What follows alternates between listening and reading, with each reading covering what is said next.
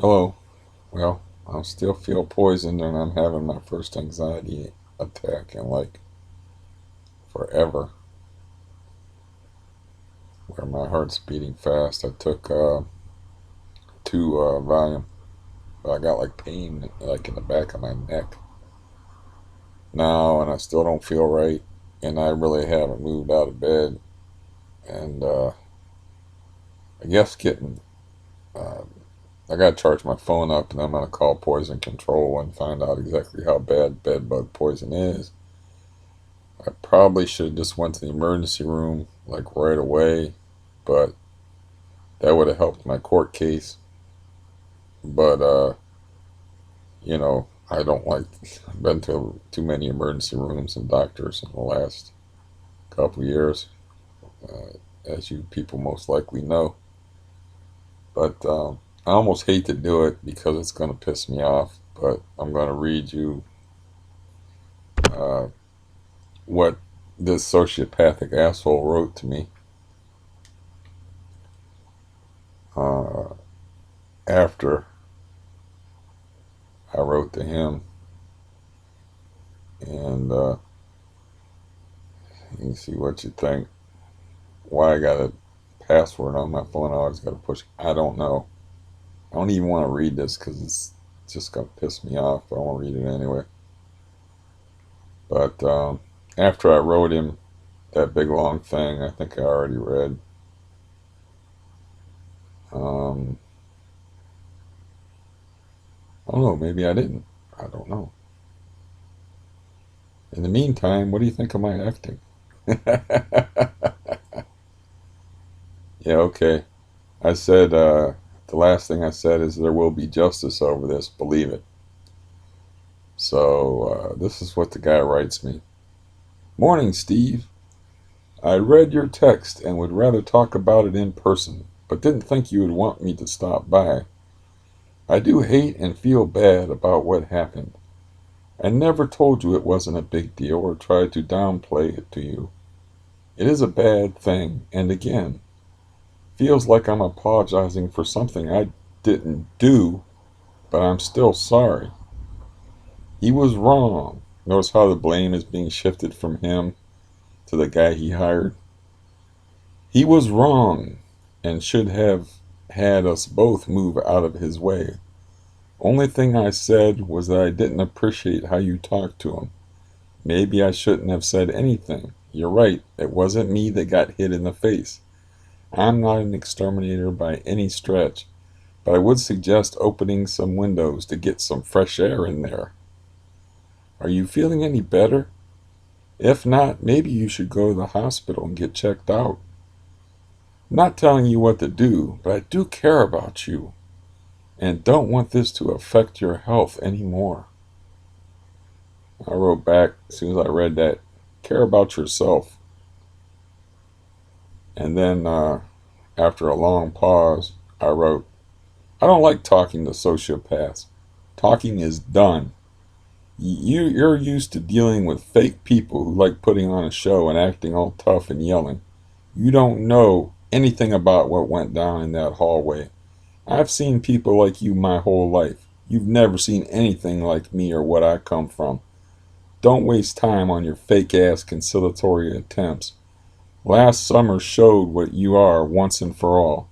There's only one thing you care about, truly and deeply care about, outside of your own tribe. You've already proven it, and now you're acting concerned about my health after doing nothing about crack and meth being dealt out of here?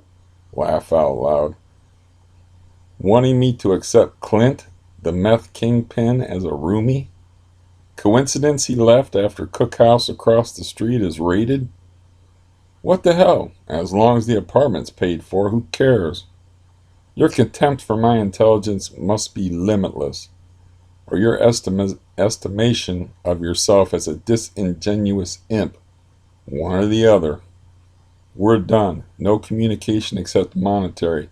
And as far as looking out for your interests and being a masochistic Christian, that's over. I care what goes on here about as much as you did during the crack and meth days. Not even bothering reading your sociopathic self-serving bullshit. Just handing you an envelope here and there for a while. Might even leave it in the mailbox just so I don't have to look at your guileless con man's face. Credit where it's due, you had me fooled for years, thinking you were one of the good people of the world. You yourself are delusional, if you believe that. In short, not a show in the hallway. 20 years ago, God help you. But this isn't 20 years ago. Don't bother me. When the rent is due, I'll contact you and bring a receipt book. Then I woke up again sick today. So this morning I wrote, uh, as I've said, my best friend has been in law enforcement for 43 years, Canton cop for 30 years. So I don't even need to hire a lawyer. He will instruct me on how to proceed with a civil suit. Also, the way you allowed drug dealing alienated the neighborhood. So a petition stating observed drug deals coming from your property will be easy to get, including Eric, the guy across from the meth cookhouse. Forced him to move. I called the cops before the raid on 7/6/18. Documented. Complained over spray with poison, also documented with police. This week I go to the doctor complaining of post-poison headaches. Talked to him about death threats in 2018, and he upped my anxiety meds.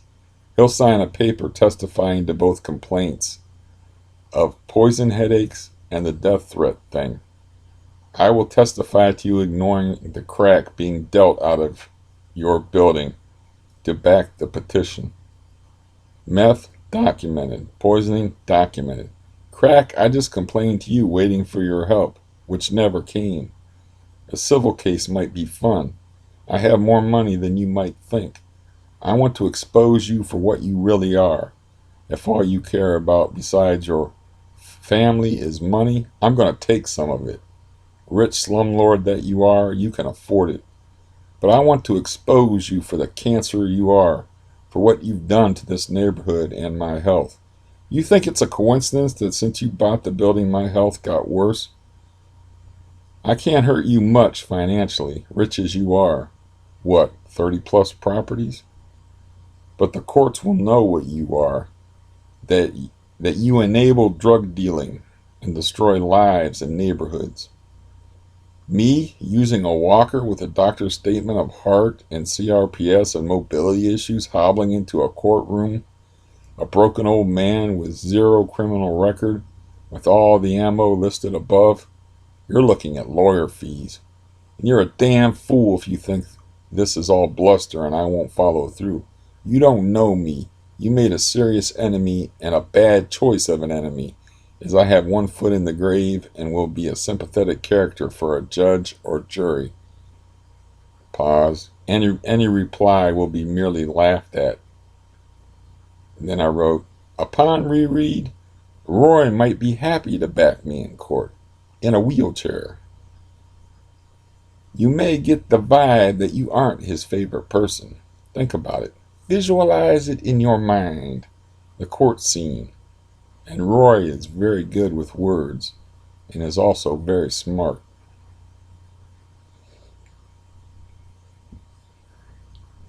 So, yeah, obviously I am very angry. I don't like waking up feeling sick, and it's like like behind my eyes and like in the back of my neck.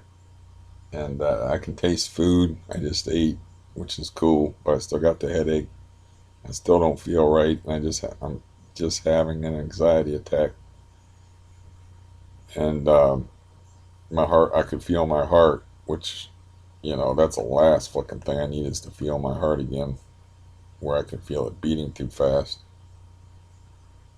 And I took 20 milligrams of Valium, which I haven't taken anything today, and I don't think I took anything since.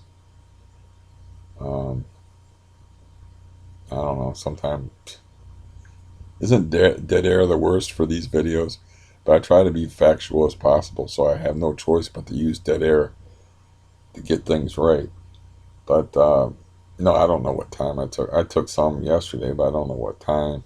I had like some minor stress going on yesterday about I have to return. Um, See, I had a contract with Dish TV. I have to return this piece of equipment, and the free shipping label is only good till the 19th.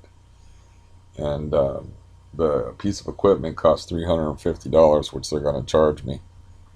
And I had an opportunity to get it returned. I can't carry it, because it's just a big bulky box, and it's not. And I can't carry things. I don't have any balance. I don't really. Maybe I can put it in a walker and like a basket in the front of the walker. I don't know, but I had somebody lined up to do that, and um, they were in a bad mood anyway. But it was my niece, and that's her job actually is sh- uh, managing shipping, large and expensive items. So she was like, "Well," I was like, "Oh, it's only half a mile down the road," and she was already stressed. She's got to fly to another state as part of her job. She was rushed, but she said she would do it. She felt like keeping her word. She said she would do it yesterday, but that yesterday got away from her.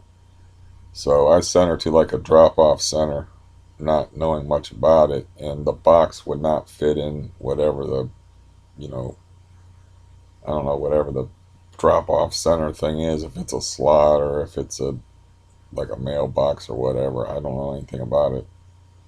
So I have to uh, pay somebody to carry the box. In the FedEx place that's actually open, it can't be put in a drop-off box, even though it has a free shipping label. And I got to do this by the 19th, or it's going to cost me $350. I think I have dodged a bullet with Dish also because I was under a 2-year contract, and I just stopped paying them the last 2 months and didn't think about the contract. And the contract, it's like any early termination fee, depending upon how many months it is. It's some kind of legal, the small print. Anyways, that would have been an additional $480, so I'm looking close to $1,000 if I didn't get that squared away. It's just going to go on my credit, which my credit's already got a black mark on it anyway. I've never had any credit or never used credit in my life. So I've always lived with nothing and lived within my means from growing up so poor. So I never even bothered trying to establish any credit or to get any credit. Um, but anyways, yeah, I love the way my landlord's like suddenly, it's just a guy he hired. Don't come at me. And for all I know, he may be right. But the other thing that I'm going to do is I'm still going to do all that shit, and then I'm not going to pay the rent. And then when I have to go to court, because when you get an eviction process, you get your day in court. I'm just 8 foot hole in my wall. I'm going to talk about the window that's like a guillotine. I'm going to talk about all the light fixtures that don't work in here. I'm going to have that petition. I'm just handing it to the judge. I'll have the petition about how the guy lets drug dealers flourish here and how it's documented. Whoops, editing time. How it's documented with the local police, and uh, and like I said, I'm going to expose him for what he is because he doesn't care who rents here, and he doesn't care that drugs are getting dealt out of here. Everybody in this neighborhood hates him, and this guy hates him so much, and was so worried for his family that he moved. That's still his house, so I can probably track him down just because I can look up who owns the property and write him a letter with a self-addressed envelope in it, and saying, just getting a signature, and he'll be more than happy. If it'll fuck that landlord, he'll be more than happy because he hates his guts. He was happy living there, but after the meth trade opened up and the cookhouse opened up, man, he was like super pissed at him, which I related before. You may remember. What the fuck difference does it make? Been like this shit's been going on for 5 years. I'll just move another scumbag drug dealing piece of shit in here. If you remember, if you remember that, if you follow me that long. Um, so, I'm going to expose him in court one way or another for what he is, and at least give him that to think about, because that's what he is. I mean, if that's what you are, if you just like, if I'm sitting there telling you there's people smoking crack on the porch, there's crack being dealt out of the building, and you don't even bother like investing in a surveillance camera, and I'm not going to play like a private detective, and like I don't even know how to work a camera phone, but to figure out how to work a camera phone and risk taking pictures of this drug activity, you know, I'm just wasn't going to do that. Even if that was what I wanted to do, I'm not going to do that because I'm not going to put myself at risk. But he took no measures at all when crack was being dealt out of here. And I told him that there's people smoking crack on the porch, that I saw a guy counting out money, that I saw a guy leave here in 45 seconds, and I see the same people coming and going and they never stay, and that I saw drug deals getting done like right out in front of the house. I even remember the black vehicle, the one person who I only knew her by the street name Red, the TV thrower, if you're a follower of mine. Um, Texting and then somebody showing up and then seeing the hands exchange out the window. And it's like I could never understand that because you just go someplace else. You don't shit where you eat. And, I'll get my day in court and like, shit, I ain't been out of the house so long. I was thinking about maybe that's why I was having an anxiety attack. Because this is public speaking, but this is public speaking without people present. I mean, I know somebody's going to listen to this, and I know somebody's going to hear me, but it's I never like standing up in front of the class in school. So I'll just probably put it all on a piece of paper and give it to the judge to read. I said, here's the petition, here's the statements from the police. Um, and it's like, um, yeah, I don't know. I can't let this slide. This guy's like, it's like just getting beat up and just saying, it's okay. You know, it's just the stress I've been under, and the death threats. Now, the death threats thing, I can go to my doctor and I can get that on a piece of paper because I complained to him about death threats and the stress that I was under. And then he upped my dose. And at the time it was Xanax, but I didn't really take any more Xanax. Like I said, I still have like 90 pills around here somewhere. But I just went ahead and rolled with it. And I did end up dosing, though, after, it was funny because I held tough, like, through the meth crisis, through the drug raid, through everything. I held tough through August and the eviction, and then like October when it was supposed to be over, and then Stampy moved in, and then there was that crisis with my aunt's health, and it's like Stampy moved in. I was like, man, all I needed was a break from all that stress, and then that was October, and that's when I took like 50 pills in a month or something like that, where I like updosed like crazy. And the meth people were gone. I still had to keep my lights on and worry about reprisals, even though I'm pretty sure the cops scared them pretty good. And one of the things that made me want to wring my landlord's neck, Gerald, is I'm getting death threats, and he's like, "Oh, I wouldn't worry about those. Usually that's just like uh, usually that's just a bunch of talk." And I'm like, yeah, you're not going to worry about death threats because, like, I don't know, you probably have like a security system and like you don't live 90 feet from the people that are threatening you, but I don't reason with idiots, man. I don't, somebody says something stupid like, bug spray, oh, it's just like water. I'm not even talking to you if you say something that's fucking stupid. So the fact that he's telling me not to worry about death threats from drug dealers or not, these were actually probably just drug users, but drug users using what everyone knows is one of the drugs that cause the most violent and heinous crimes, meth, because you don't sleep when you're on meth and you can get psychotic. As a matter of fact, the famous Matthew Shepard case of the homosexual guy that got beat to death wasn't over the guy being a homosexual. It was over them guys tweaking and not having sleep and trying to get money out of the dude. It had nothing to do at all. They did, the homosexual community just jumped on it and used him as a martyr, but it had nothing to do with not all with the guy being gay. As a matter of fact, um, as other people stated, it's like they would drink with the guy and they would all go to the same bar together, and there was never any problem with any of them.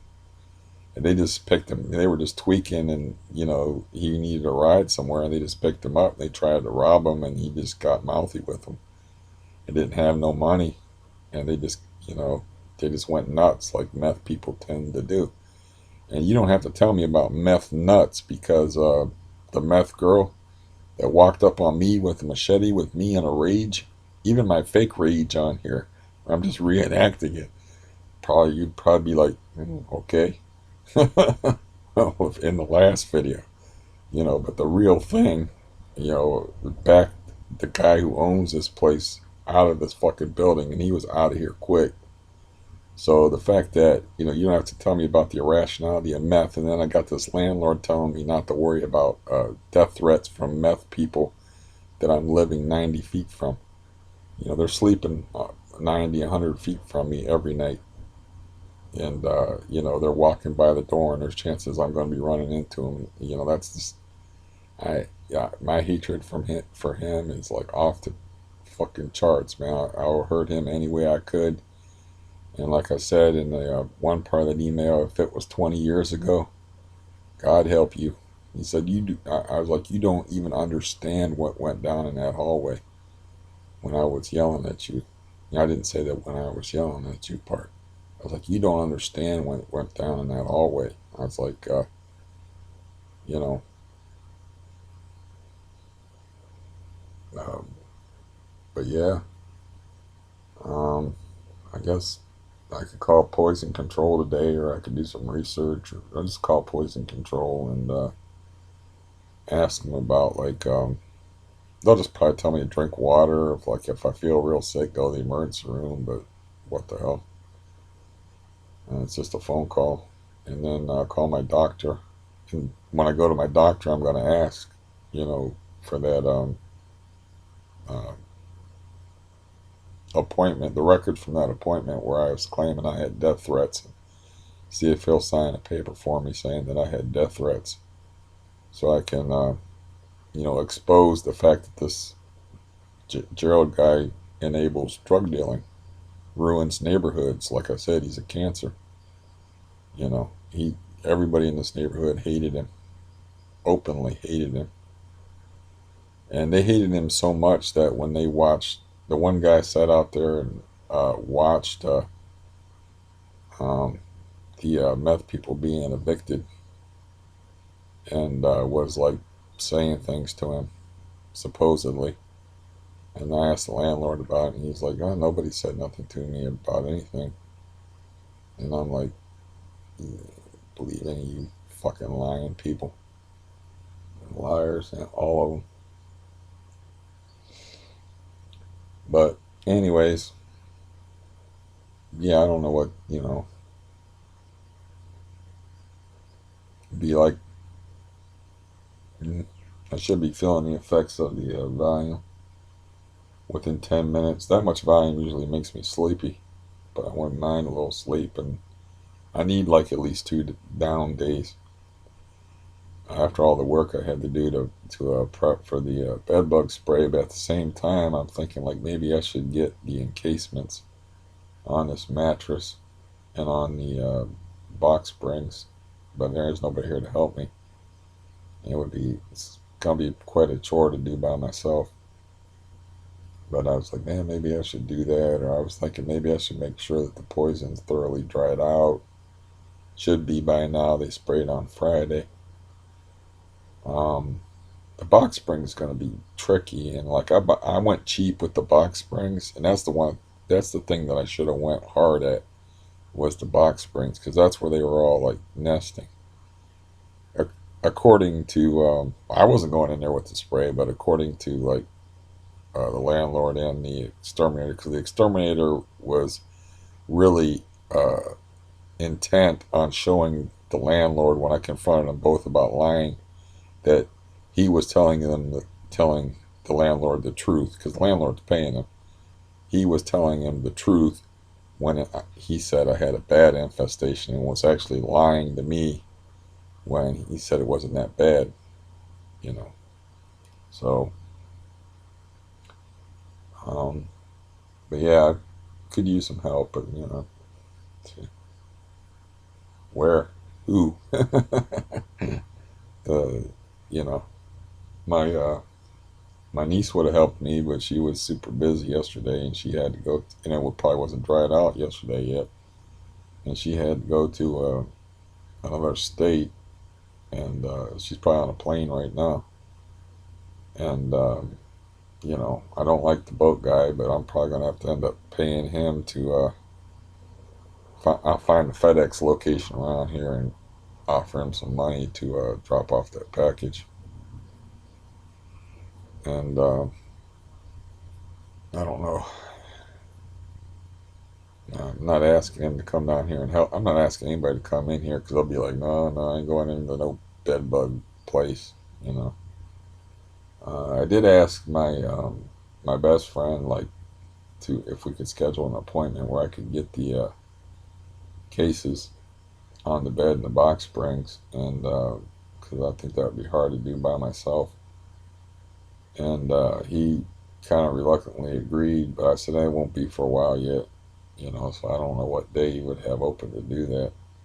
It wouldn't take very long, but he lives in another city, and he's a very busy dude.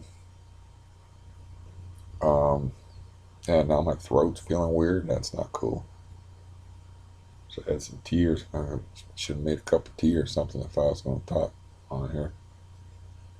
But yeah, the thing of it is like is that if the land is the landlord responsible for the exterminator's actions if he hired the exterminator, or do I have to go after the exterminator over being poisoned?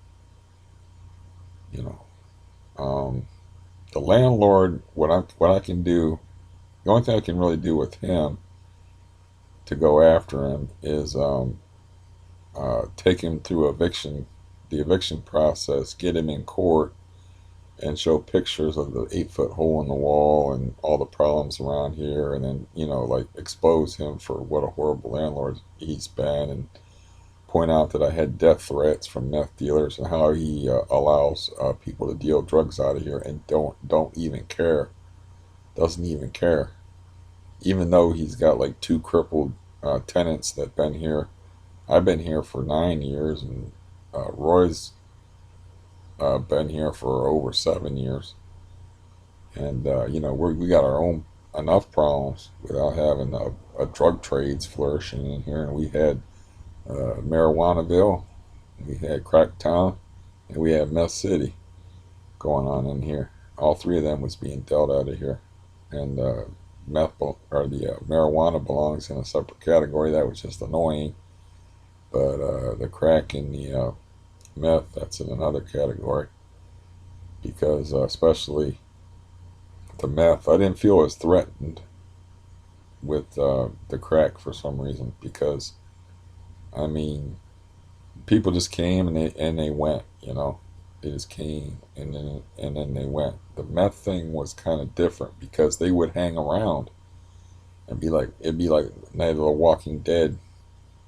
like there'd just be people walking around in front of the house. Like I said, I got threatened one morning, like 6:30 and 7 in the morning, drinking a cup of coffee, because some guy that's been up all night tweaking was trying to score, and everybody at that point knew that I was the guy, the machete guy. I was the guy that was, causing the problems around here and getting the police involved and stuff. So, you know, that's what I mean. It's like there was people walking around all night, Like with the meth thing, I'd be hearing people walking by my door at 5 o'clock in the morning. There'd be people outside when people are going to work, just like hanging around, walking around, like all shriveled up and all tatted up, and just looking unhealthy.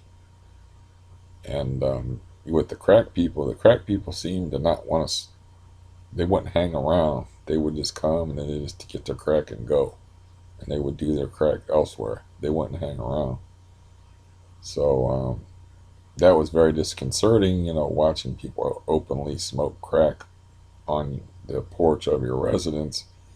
But it seemed a lot different to me than having all those meth people around like zombies, and having to keep my lights up on all night.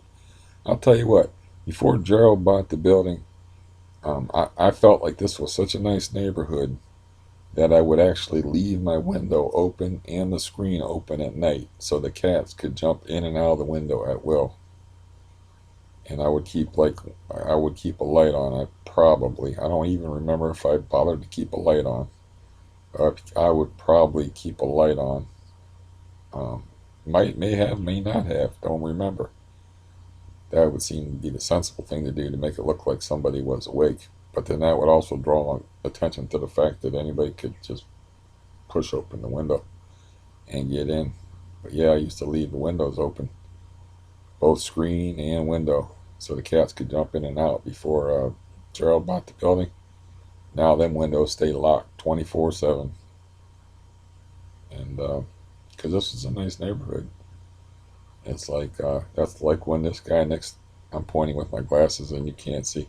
When this guy next door was like, "This neighborhood sucks," and I'm like, "This neighborhood don't suck, man." It's like this landlord's. We're the bad neighborhood. This building is the bad neighborhood, and I explained to him the relationship between here and the meth house across the street. He was saying shit like they're not even sly about it, man. They just do that shit like right out in the open. And he told me that he saw like a plastic baggie like saran wrap of cash, like a brick, uh, being handed, and I was like, I made him say it again because I was like, what? He goes, yeah, I seen a guy with like it was like a saran wrap thing, and it was just cash. And I seen the guy hand it in the car. And then later on, I saw on the 4th of July on 2018, I saw the same thing myself, except for it was a guy holding a roll of money like about this big in his hand and sticking it in a car after running a book bag upstairs. That was on July 4th when I called the police, and then the police raid was on July 6th. And, that's documented that I made that call. I don't know, you know, but yeah, um, I kind of feel like he's responsible for the people that he hires actions. But, you know, I'm not all that worldly, so he might know better than I. But I will expose him in eviction court for what he is, and which is a goddamn slumlord. And I called him a slumlord for the first time in that text. And he doesn't like to think of himself that way, but that's what you are. If you're just letting drug dealers or anybody live in your building, and you're maximizing profit by not bothering fixing things, and that's what you are. You're a slumlord. I used to love living here. I used to think because this was like the best place I ever had to live. Um, I would say besides my folks' house, but my folks' house was just in a really nice neighborhood. You know, as far as the neighborhood, my folks' house was where I grew up was like the suburbs, and there was places to fish. There was even a pond like right down the street, like really close that we would fish at. Um, and there was another place we could walk to and go fish at that was more like a mud hole.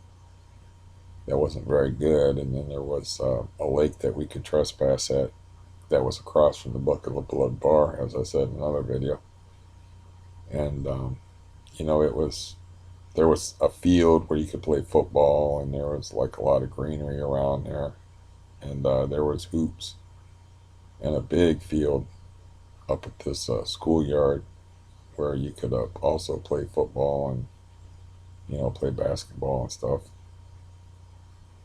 But as far as my as an adult, this is the best place. Was the best place that I had to live in.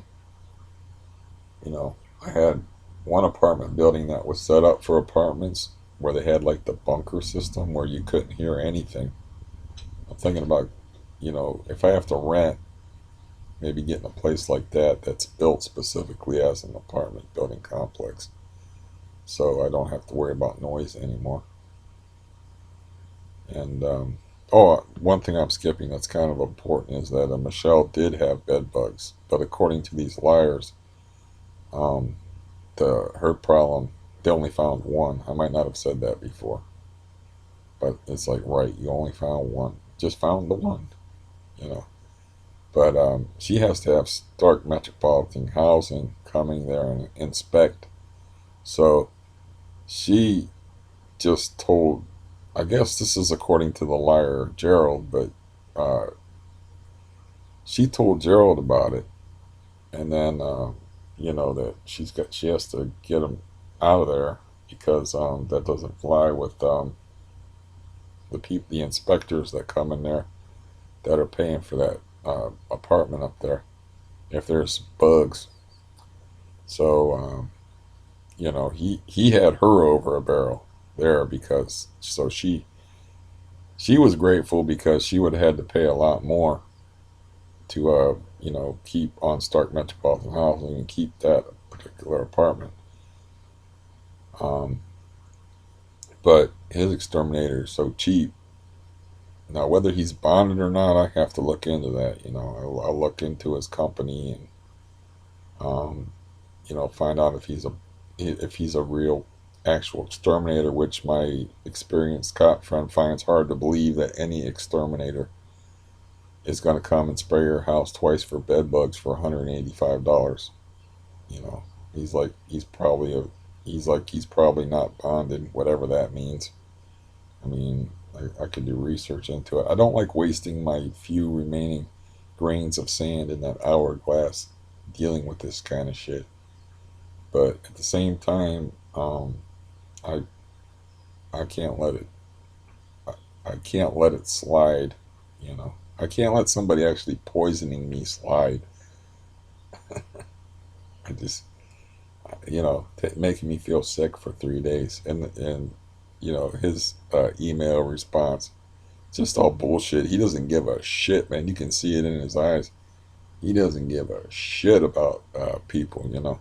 I told him that because of that hole in the wall that I got a past due notice and a disconnection notice from my electric company, man. His eyes never changed. He could care less. You know, the last 2 months, my electric bill has been. This is for 2 months, mind you, $56. Uh, 2 months, it was over $200 in the wintertime because of that hole in the wall. And me running electric heaters in there and not being too stupid or too lazy or whatever to put up that cardboard barrier, which made a big difference. And then I took the one electric heater that was more expensive to use. They were both these radiator type electric heaters that have oil in them, but one of them was a fancy one that had a thermostat. But this one, that's the non-fancy one, it doesn't have a thermostat. It doesn't cost anything at all to run. So I'm still running it and I'm still using it. As a matter of fact, it's kind of chilly, so it's on a little bit right now. But it adds nothing to my electric bill. But he don't care. You know, he's just that's why I say I don't want to listen to any of your sociopathic, self-serving bullshit. It's like, don't even fucking talk to me. And as a show of force, and this is you know I'm thinking of paying him like 3 months of rent in advance and just putting it in the mailbox like I don't give a fuck. and like I'll put it in a padded mailer, and you know, because he just so he know. I told him I have more money than you think I do, which I don't have a lot of money, but I can do that, you know. And that he'll be like, "What the fuck? Who pays 3 months in advance on their rent?" You know, and that might. I want payback. Okay, I want revenge for the way this guy has been treating me and the drug dealers and all the nonsense he's put me through. Like at the worst possible time, he's put me through this nonsense when I'm trying to was trying to get off of benzos. Whoever the fuck that was that says that, quit pretending that you're trying to get off of benzos. It's like I was trying to get off of benzos before the meth crisis really hit. I took 7 milligrams of Xanax for the entire month of June. You know, if that isn't trying to get off of Xanax, I don't know what is. Um, so, you know, he picked the worst fucking time to just like turn into a total fucking shitheel in the summer of 2018, and set up that whole situation with the meth people, the squatters, the machete, the police. That was all preventable, and that was all his doing because he was getting paid automatically from this government agency called ICANN. The guy that was on the actual lease, as I've said before, was had a history of breaking and entering, was a drug addict, and got thrown in jail.